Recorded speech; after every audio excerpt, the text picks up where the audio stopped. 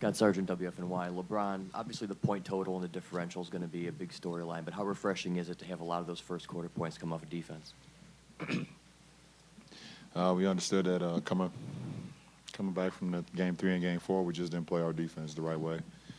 We didn't play how we should have played, and they took advantage of every moment.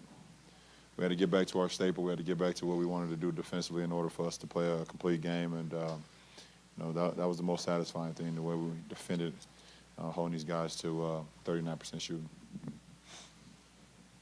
Joe Varden, Cleveland.com. LeBron, you spoke this morning about just a sense of calm. How much of that was just how many times you've been here before, and was there any part of it that you knew that what was going to happen tonight, you knew that was still in there?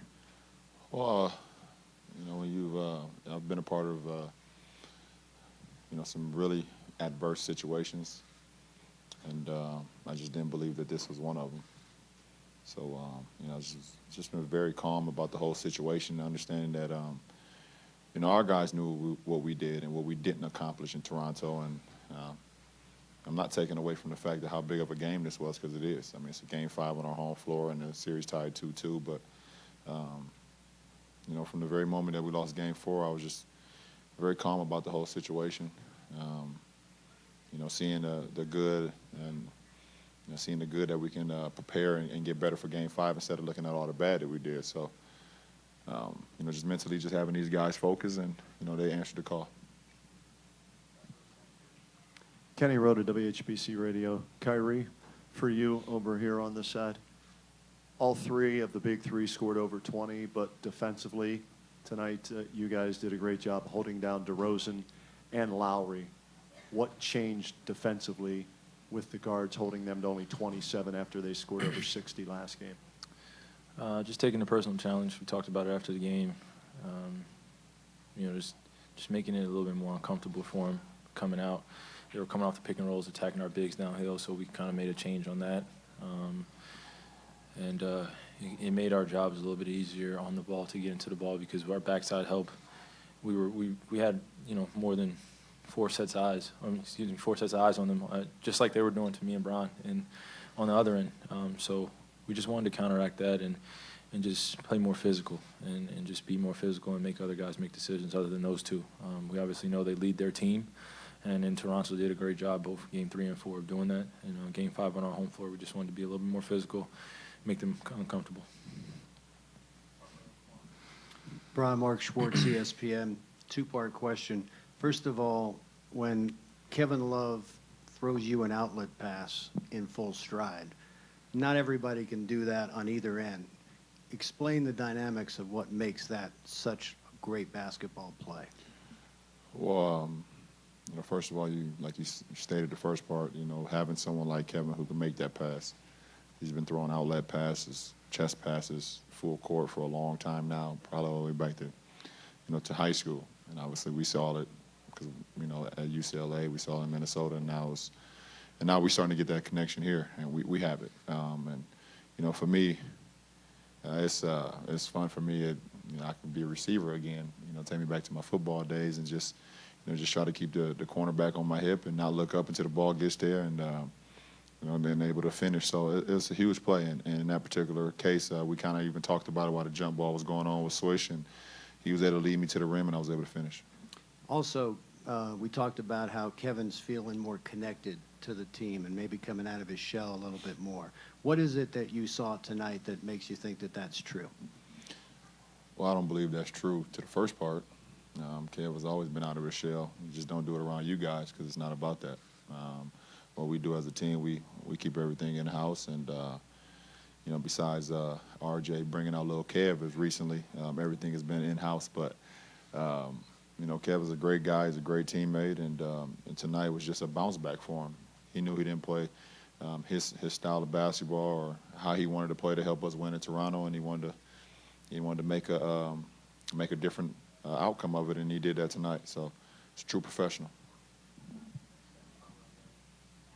Dave McMenamin, ESPN. LeBron, when you did have playoff struggles early in your career and everybody, the whole world was watching, you were able to bounce back from that and get to yourself to a point to have accomplishments.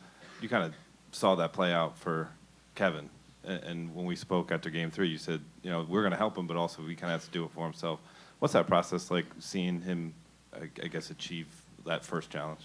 I mean, it's very difficult, and you feel like you're by yourself. You know, I've been there before when you're a big part of a puzzle, and you know, things just don't go the way that you either dreamed about it or you know how you thought it was going to be. So you just feel like you're by yourself for either 24 hours or 48 hours or however long the case may be. And you know, to see him come out the way he did tonight, just aggressive from the beginning. You know, his first bucket, his first paint touch. I mean, for his first touch was in the paint, a right-hand jump hook, and you know, we knew from that point on that you know, that's where he wanted it, and we continued to go to him. So it was great to see him bounce back like that.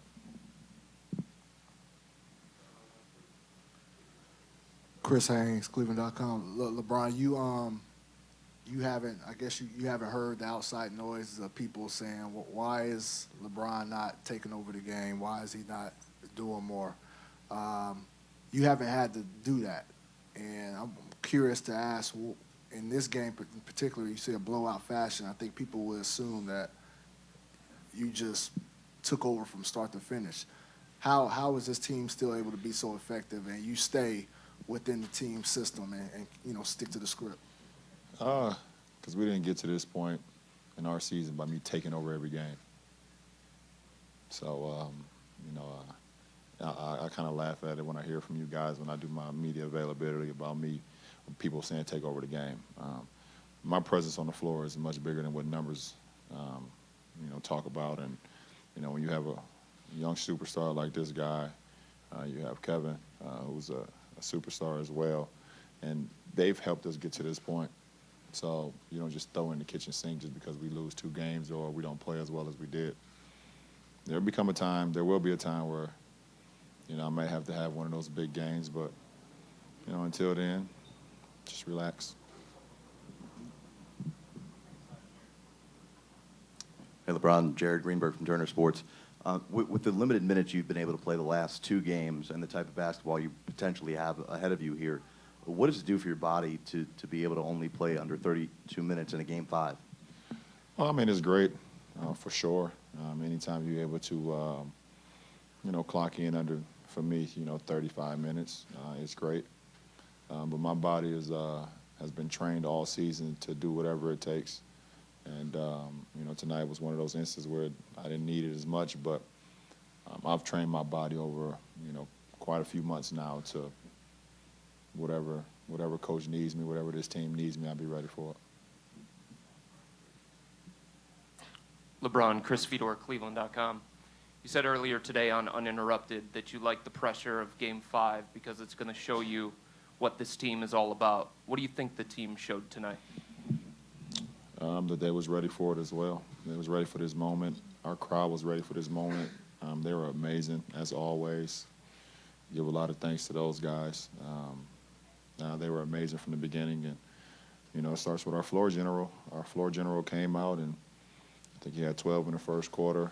He got to where he wanted to get on the floor. His pull-up was working. His 3 in transition was working. He led the team, put us in position to succeed. And then and obviously Kev had a huge first quarter as well. And everybody else just followed their lead after that.